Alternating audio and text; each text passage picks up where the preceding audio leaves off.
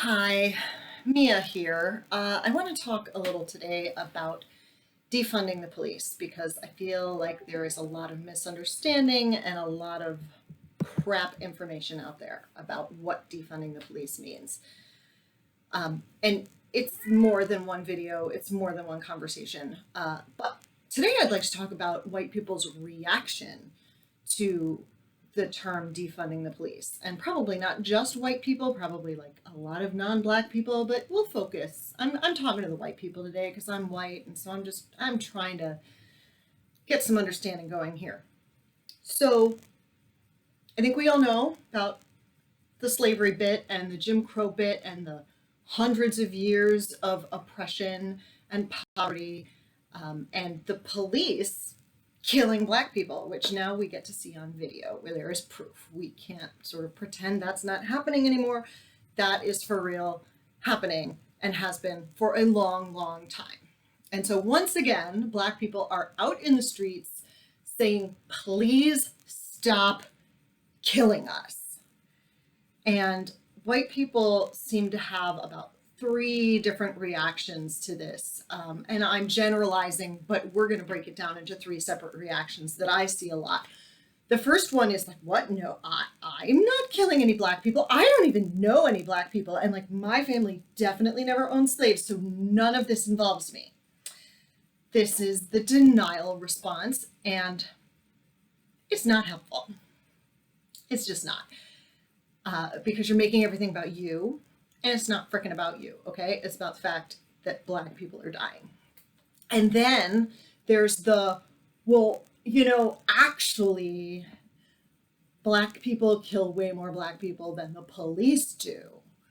And that little whataboutism is changing the subject.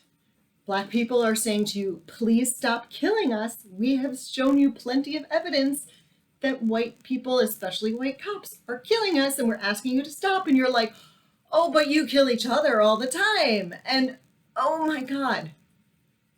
First of all, black on black crime is also caused by white supremacy, okay? It is caused by poverty and lack of education and lack of opportunity and all these other things that we don't have time to talk about because defunding the police is a big subject. But when you do that, when you talk about that, when you change the subject, you are being an asshole. And that's not helpful either. So just don't fucking do that, okay? Just shut the fuck up with that. And then the third response, which tends to be like the really liberal progressive response, is like, oh my God, you're right. We are killing you. We are. This is awful. I've seen the videos. Please tell us, how do we stop killing you? And the black people are like, wait. You're in control. You're the people with the power, and you want us to tell you how to stop killing us? We're like, yes, please. We're just realizing this is happening, and we're still kind of in shock. So if you could kind of get us moving, that would be really great. And black people are thinking, slavery has been over for a long time and you still need us to do all the hard work for you? Apparently we do. So then, like, the black folks have a meeting, several, I'm assuming, and I haven't been invited to any of these meetings for obvious reasons. I would not be a useful person there.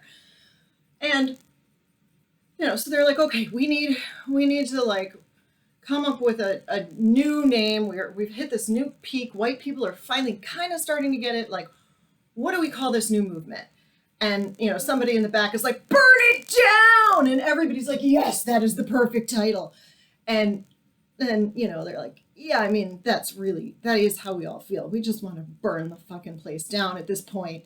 But white people probably aren't going to go for that one. It's a little incendiary. So let's come up with like something a little more measured, less violent, a little more actionable, and so they have a conversation about what really would help, which is a conversation that black folks have been having for a very long time.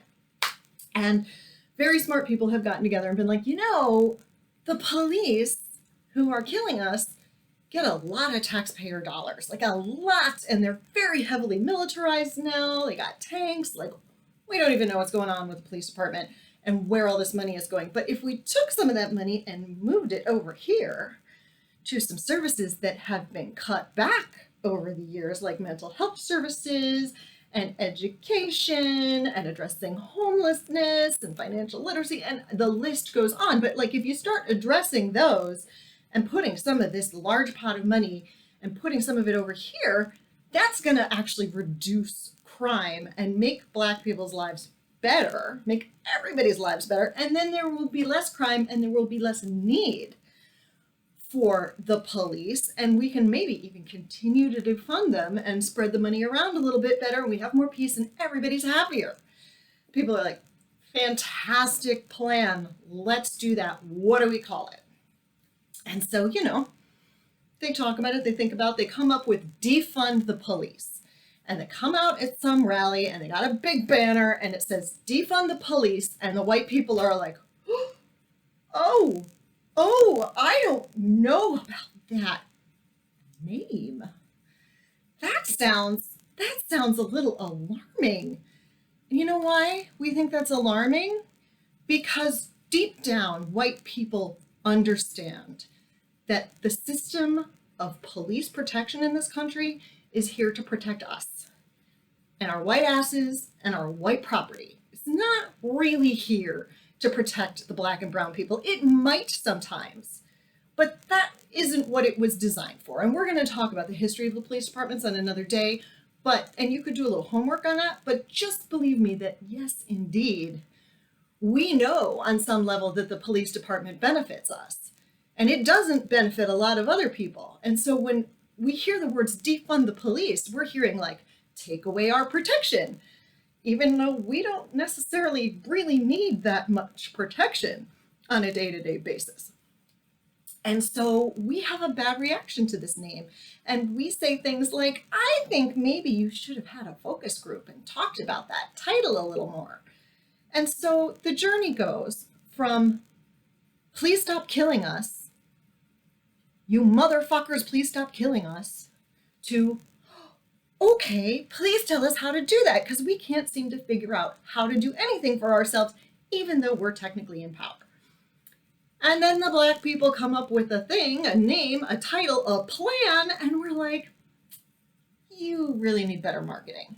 And that's not a good response to please stop killing us. It's just not.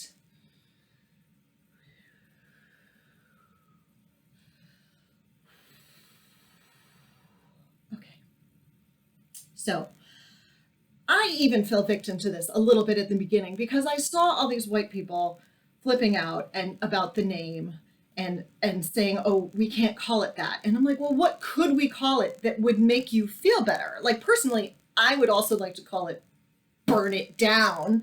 That one works well for me, but I get that white people are a little nervous about that one too. So I suggested on my Facebook page that maybe the slogan reimagined, protect and serve would be good, you know, because it does need to be reimagined. And the white people loved that. And you know why they loved it? Because it didn't really ask them to do anything. It just said, think about it. Think about how it could be different. But actually, we need to do something. And defunding the police is an actionable thing that we can work for and fight for, and that would benefit all of us. We'll get into that in another video. But I guess today, what I really want you to do is think about what your reaction to defund the police was and why maybe it wasn't great, and why maybe you should just open your mind a little bit and research what defunding the police means before you decide that you should write it off completely. All right? So that's what I'm asking you to do. Be safe. Don't get the coronavirus. Wear a freaking mask. Wash your hands. Be kind. All those things. I'm out.